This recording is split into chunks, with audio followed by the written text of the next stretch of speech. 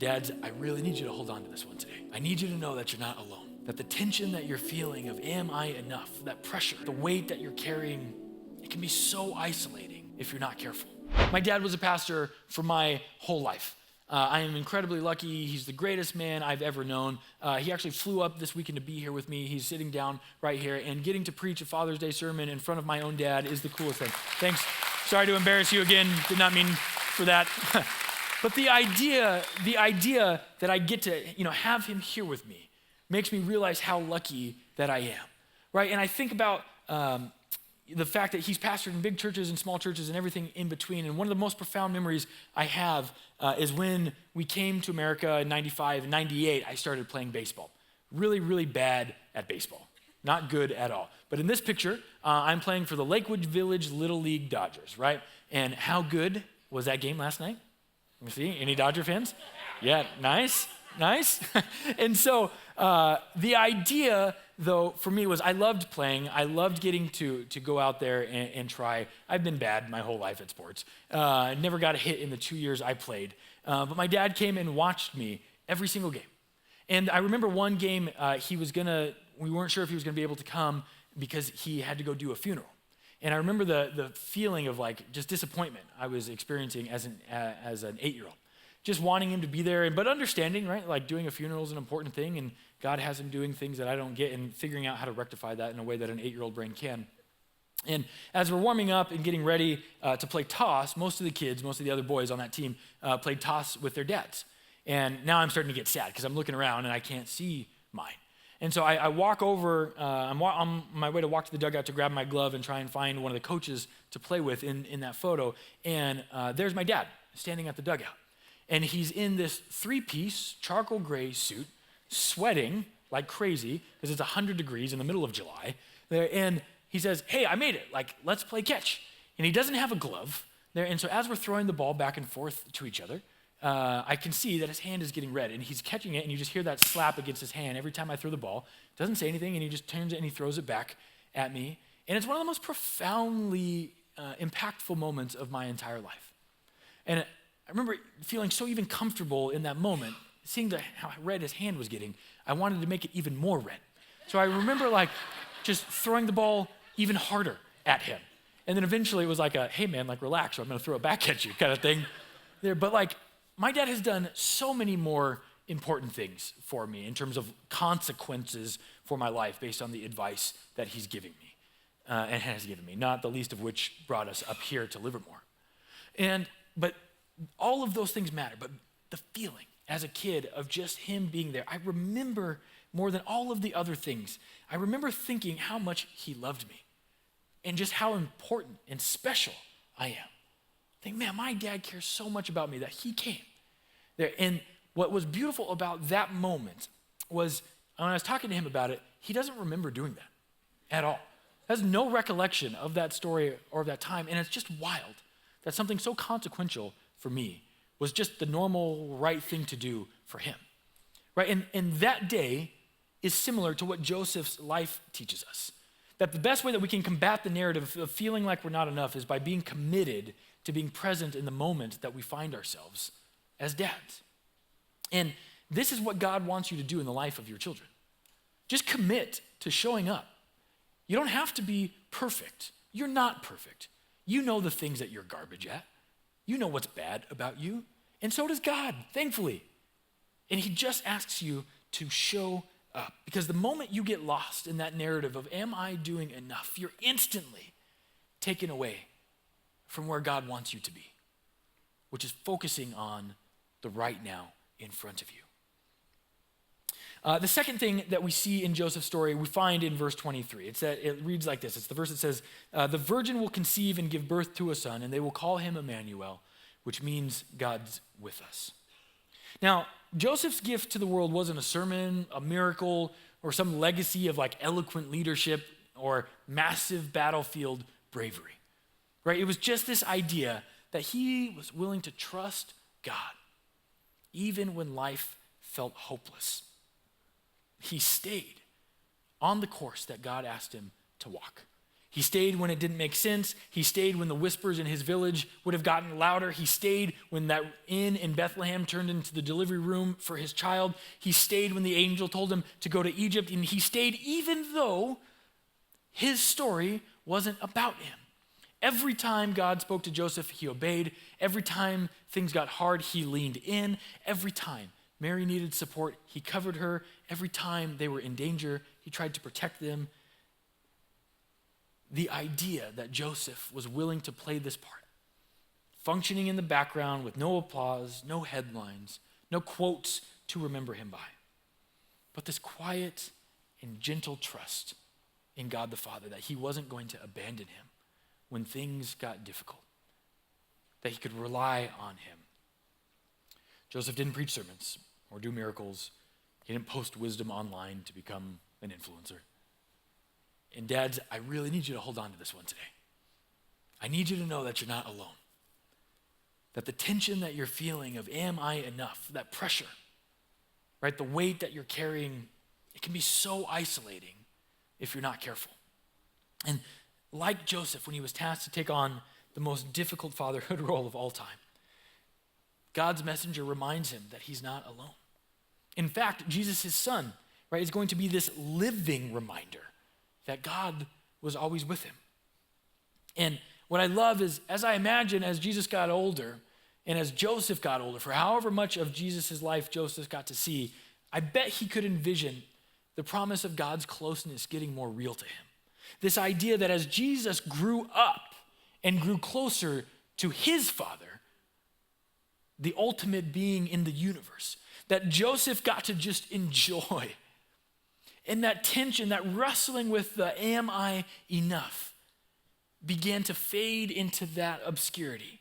Because as his son eventually grew, to the point at least where we know in our story, when he is a 12-year-old confounding the religious teachers in the temple, I wouldn't be surprised if there was a moment when he looked over at his dad and he said, "Dad, you're enough. You're loved, you're seen, you matter. You don't got to keep carrying it. You are truly, truly enough." And what's beautiful about that truth is that Jesus' time on earth functions as that same reminder, that same call for you and for me.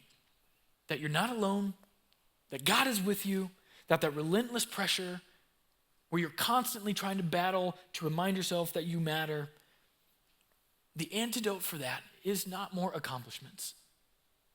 It's not working harder. It's not making more money. It's not a better title. It is simply leaning into God and letting his son tell you that you are enough. This portion of Joseph's story reminds us that you can counteract the narrative of not being enough by committing to being present for the long haul in the lives of our children. My daughter just turned 6, and we know that Joseph's story, at least on paper, ends when Jesus is 12. The thought of doing 6 more years makes me so tired. I can't imagine having adult children. Every time I think about it, it stresses me out. And I always find myself coming back to this verse when Jesus says in Matthew 11, 28 and 30, he says, "Come to me, all you who are weary and burdened." Guys, I'm so tired. I'm so tired all the time. And then I look at what's happening in the world, and I sit with people who are just in such a mess of brokenness. And I'm worried, I'm weary. My burden is heavy, and I know that so many men deal with this, and we do it so silently. Jesus says, "Take my yoke and learn from me, for I am gentle and humble in heart, and you will find rest for your souls." That's the only thing I want for you today, is that you would find rest for your soul. It says, "For my yoke is easy and my burden is light." And it's such a beautiful invitation, because you know that Jesus didn't struggle with that question of, am I enough? Because if he did, his burden wouldn't be easy or light. And that is what I want. I want Jesus' burden. My heart breaks for the conversations that I'm having with dads every week. My heart is so heavy for the things that our country, that our world is going through. That we separate, that we divide, that we hate each other. And the algorithmic stuff just pushes that and feeds it harder and just shoves it down our throat. And somehow we still got to figure out how to wake up and serve people with a smile, not blow up on customer service. Like, it's so heavy, it's so difficult. But Jesus' invitation for you is to lay it down. The way you solve the tension of wondering if you are ever going to measure up is by trading your understanding of what it means to be successful as a dad. Being successful as a dad isn't wrapped up in the stuff that you can do, in the consumerism that you let your kids fall into. It's always the most confusing thing when I sit with a dad and they're like, man, my kids are such brats. I was like, you raised them. You gave them all the stuff. Say no. The idea that we can be people who make a difference in our world is not heavy to think about in the sense of like it's impossible. But it is heavy to think about if we have to try and do it on our own. Right? So if you're a dad in the room or if you're watching online, whether it's biological, step, or spiritual, I would just invite you to, as we leave this room, consider these two questions. Hopefully you pay attention to the internal places that make it hard to be the dad that you want to be. So as you're doing that, reflect on this first question here. Do you need to commit to being present in the moment? Is that your struggle right now? Are you so future focused you're no present good? If you are, your kids need you. Your kids need to know that you're there.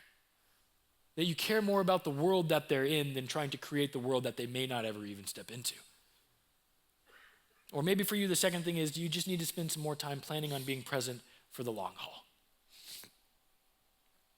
I think about the relationship with my dad. He flew in on Friday, and I've had like 7 hours of sleep this entire weekend because we've just been talking till like 3, 4 in the morning. And it is so good, but I'm so tired. But I'm 34. He's in his 70s, and he's still doing that with me. That's what it means for us as dads to be present for the long haul. I'm just trying to make it to bedtime, man. And so I hope that you would feel like you could walk out of here today and have permission to know that you're enough, to not try to be something that you're not, to not get twisted, to not get caught up in comparison traps.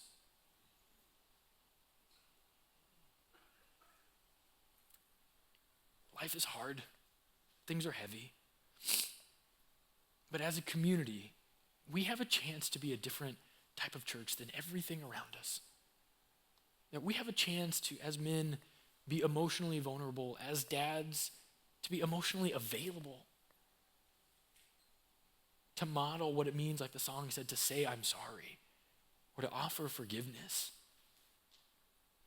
So, if you're struggling as a dad, I want to ask you to please not let yourself leave here without reaching out for help.